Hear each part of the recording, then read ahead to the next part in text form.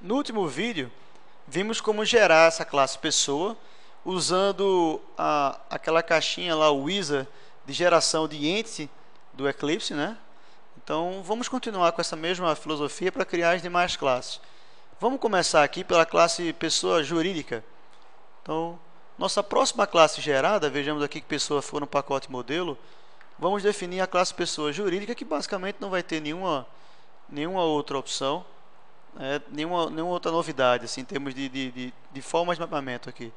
Eu vou colocar aqui new lá no modelo e vamos aqui marcar entity. Quer dizer, na pasta SRC não apareceu, mas uma vez criado o pacote aqui, eu já pude ir direto para o entity aqui também, assim como eu tinha feito, como apareceu no Navigator. Nossa classe aqui vai ser pessoa jurídica. A superclasse, podemos clicar aqui em browse para poder lá nos sugerir alguma coisa. Quando a gente começar a escrever aqui, ele vai começar a nos dar algumas opções. No caso aqui, pessoa, já marcou aqui, então superclasse é modelo pessoa, também poderia ser marcado aqui modelo pessoa. Vamos dizer que ela é uma entidade, não vai ter mais essa herança definida, porque já foi definida em pessoa. Então, aqui nesse ponto vai ser o padrão mesmo, simplesmente para colocar aqui pessoa jurídica. E vamos adicionar os demais campos aqui. Vamos adicionar razão social, CNPJ, inscrição estadual e municipal, como 4 strings. Então, só definir aqui string, razão social,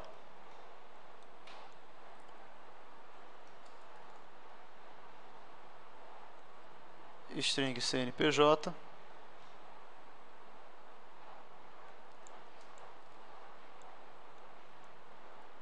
string inscrição estadual,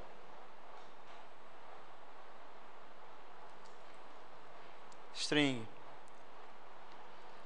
inscrição municipal, e definimos que o mapeamento vai ser em cima das propriedades, apesar de não termos nenhuma propriedade aí que fuja do padrão. Então vamos só colocar aqui finish. Ele vai gerar nossa classe pessoa jurídica, definir que é uma entidade, criar aqui os atributos que nós geramos aqui. Eu sempre gosto de colocar o serial version ID por uma questão pessoal. Eu gosto de colocar ele aqui em cima, vai separar ele um pouco dos atributos que fazem parte realmente de cada tabela, de cada classe. Então temos aqui a social, CNPJ, inscrição estadual, municipal e os getSet, todos eles aqui, sem nenhuma informação particular, nenhum @colo, nem nenhuma outra coisa particular. Pessoa jurídica no nosso modelo nem se aciona com mais ninguém. Então ela é apenas uma classe que herda de pessoa. Nesse momento temos a classe pessoa, que definiu que a estratégia de herança ia ser tabela única, e pessoa jurídica, que diz que herda de pessoa. Não colocamos aqui, naquele momento, no vídeo anterior, que ela seria abstract. Simplesmente marcar esse abstract aqui. Não colocamos isso, mas... E também não vimos ainda como é que a gente define e qual vai ser o campo que identifica unicamente cada pessoa. Então veja que pessoa aqui ela é uma entidade, ela é marcada como single table, mas qual é o campo que vai definir? O campo geralmente se chama dtype. Se a gente não fizer nada, não é obrigado a fazer, né? Se a gente não fizer nada, ele vai criar um banco chamado dtype, ou vai assumir que esse campo já existe num banco que já esteja criado. Mas e também o valor dele, o valor que ele vai gerar para cada objeto gerado, vai ser o nome totalmente qualificado da classe que gerou o objeto. Ou seja, se eu der um new pessoa jurídica e mandar salvar, ele vai aparecer nesse campo lá, modelo.pessoa jurídica. Então esse é o valor que ele vai identificar os nossos objetos pessoa jurídica. Para que a gente mude isso, eu poderia vir aqui em pessoa e colocar o discriminator caso eu precise mudar, tá? Faltou só o arroba aqui. Discriminator column, que o discriminator column diz assim, qual é a coluna que vai discriminar cada objeto nessa hierarquia, salvo na tabela só. Então qual vai ser o campo da tabela que define se é pessoa física ou jurídica.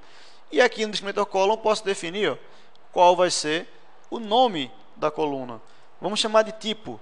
Como eu falei, o padrão seria dtype, tá? Então vamos colocar aqui tipo, para que seja de uma maneira que a gente possa dizer assim, não, já vai existir previamente assim, vamos supor.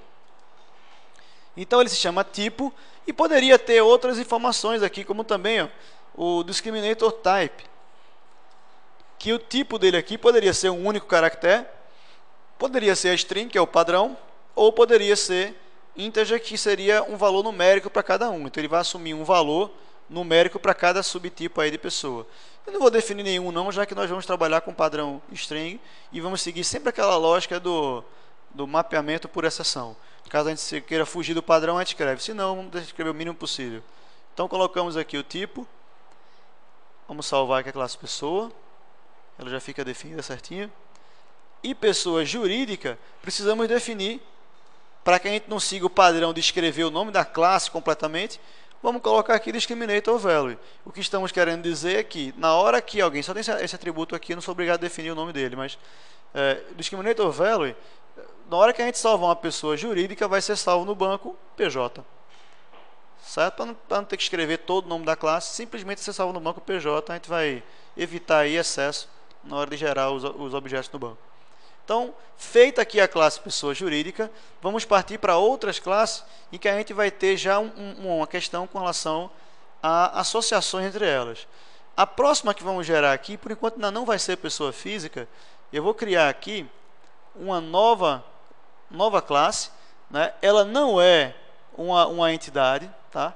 Ela vai ser uma classe comum, certo? Não vou mapeá-la como uma entidade. Se for aqui, ela vai ter o @ent ali, não vai ser o caso.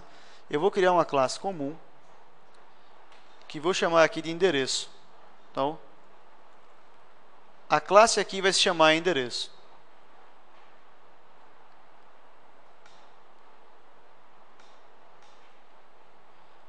Já que eu não usei aquela geração de entidades padrão aqui, eu vou acabar tendo que fazer aquela implementação do serializable, né, que geralmente é recomendado, a geração do serial version ID. Vou deixar com o valor padrão aqui, que seria 1 mesmo. Então, gerei aqui o serial version ID. E vamos aos atributos. Então, são todos os atributos string.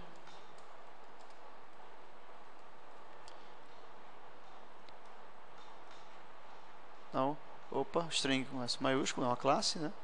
Me perdoe novamente.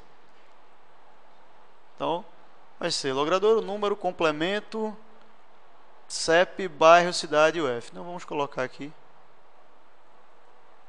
os demais: logradouro, número, complemento, CEP, bairro, cidade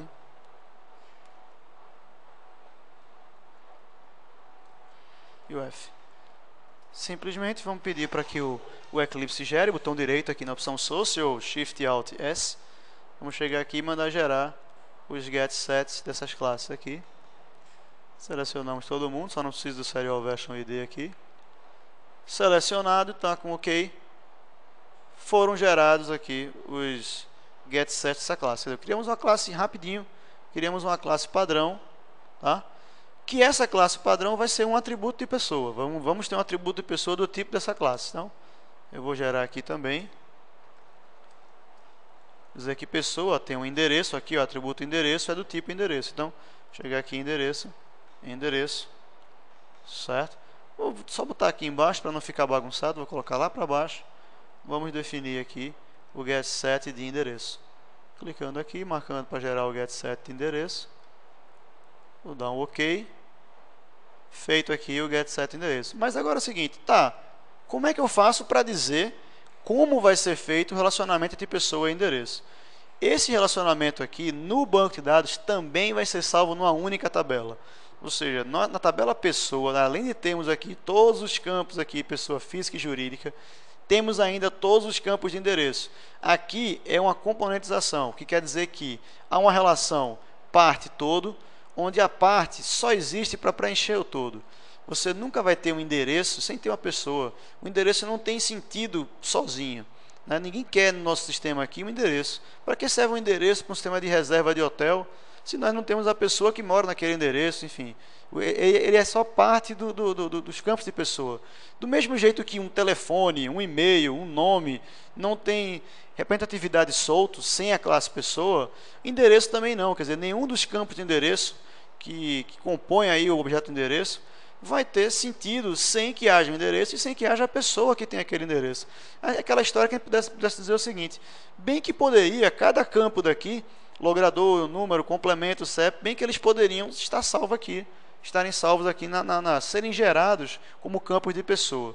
Então, o que ele vai ser aqui é um campo embedded. Vamos definir aqui no getEndereço uma annotation chamada embedded, para dizer que o endereço não vai ser uma entidade, ele vai ser embedded dentro de pessoa, ele está dentro, envolvido na classe pessoa.